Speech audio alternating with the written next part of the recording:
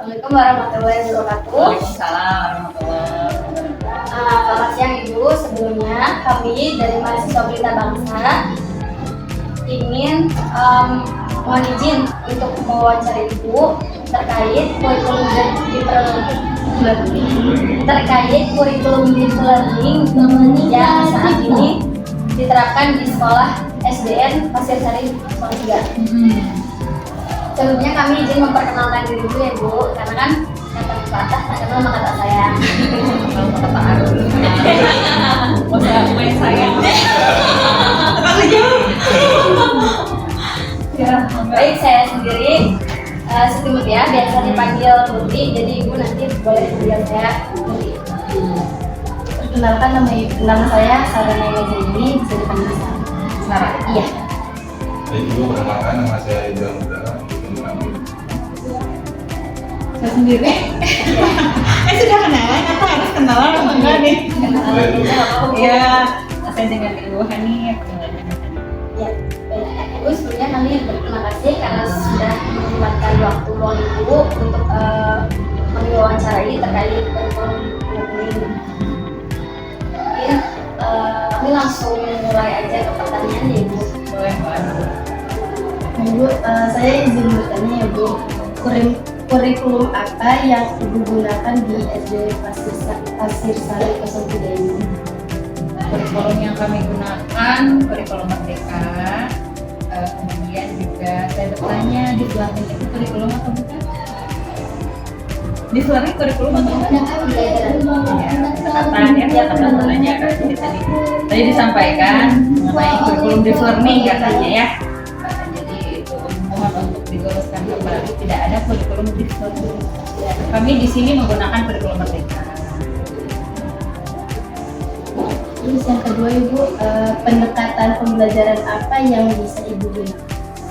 Pada saat ini karena memang dari pemerintah juga sudah disarankan, sudah digaungkan ya untuk menggunakan pendekatan pembelajaran mendalam, maka ini yang kami gunakan dengan pengalaman belajarnya mulai dari memahami, mengaplikasi dan refleksi.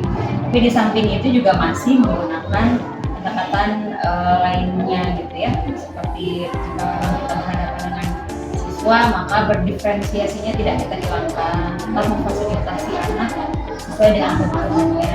Kemudian juga pendekatan-pendekatan lain mungkin jika memang saintifik masih relevan kita gunakan.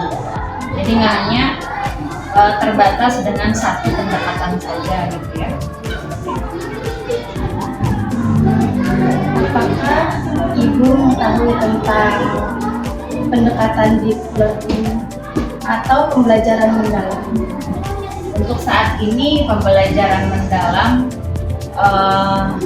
kurang lebih ya tahu dari pemerintah memang juga sudah disampaikan, sudah ada panduannya, sudah ada permen berikutnya ya. Nanti dicek ulang apakah permen sebagainya sudah ada regulasinya gitu. Jadi selama ini memang pendekatan yang memang sudah sesuai dengan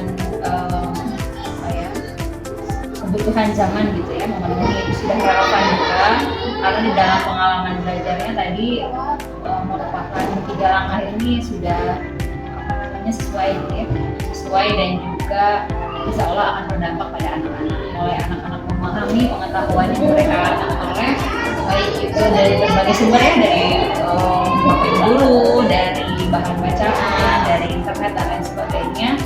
Dari proses memahaminya, kemudian juga anak tidak hanya sekedar tahu tapi langsung mengaplikasikan dengan berbagai aktivitas belajarnya dan di akhir adalah merefleksi. Itu merupakan pendekatan yang menurut saya juga sudah sangat baik ya diterapkan untuk saat ini. Bisa memenuhi kebutuhan anak. Apa perbedaan pembelajaran mendalam dengan metode yang biasa Ibu gunakan? Pembelajaran mendalam tadi sudah jelas di dalam pengalaman belajarnya itu berbeda karena masing-masing seperti model pembelajaran itu kan memiliki sifat yang berbeda-beda ya. Mungkin ini dikarenakan pendekatan maka tidak ada muncul sintak di dalam pendekatan, hanya ada di dalam model pembelajaran. Kalau kita sandingkan misal pada saat kita melakukan pembelajaran dengan aktivitas belajarnya deep learning ataupun pembelajaran mendalam dengan misalnya project based learning gitu ya. Memang dua hal yang tidak bisa dibandingkan karena yang satu pendekatan, yang satu model.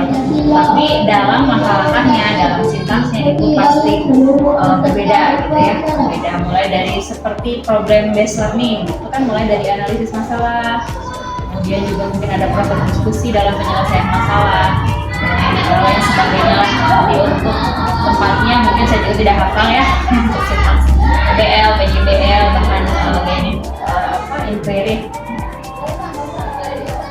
pembimbing dan lain sebagainya.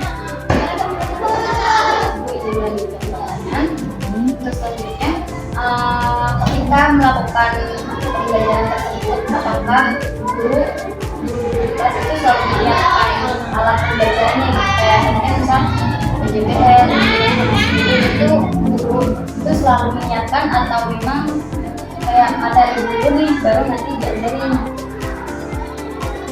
Guru itu dalam perencanaan pertama kan membuat dulu kita harus punya tujuan pembelajaran dulu ya, yang diturunkan dari capaian pembelajaran, kemudian tujuan pembelajarannya apa.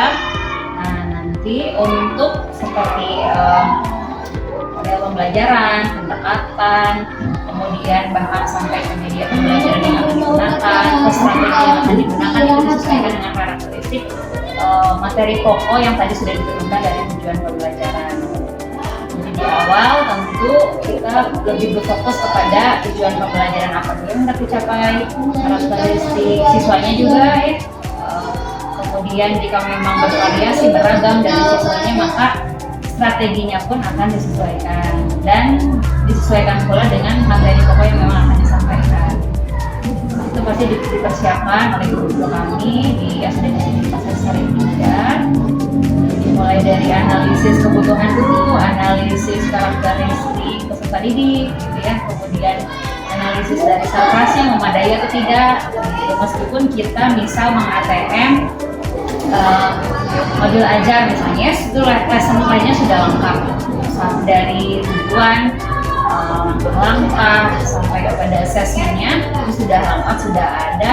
Namun apabila tidak sesuai ataupun misalnya tidak memenuhi standar minimalnya yang ditetapkan oleh yang ada dalam lesson plan tersebut, maka kami akan menyesuaikan. Berarti secara tidak langsung itu pembelajaran selalu dikaitkan dengan modul ajar ya Bu?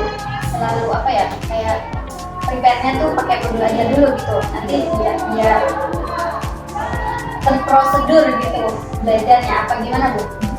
Ya betul. Ya. Pada saat ke kelas kita kan udah punya bekal ya, Ya. udah punya alat nih gitu. Saya sudah punya bekal mau ngajarin apa ke anak, itu kan ada di modul ajar, ada di lesson plan-nya sudah jelas, sudah lengkap di situ. Program tadi bilang terprosedur gitu ya, sudah ada prosedurnya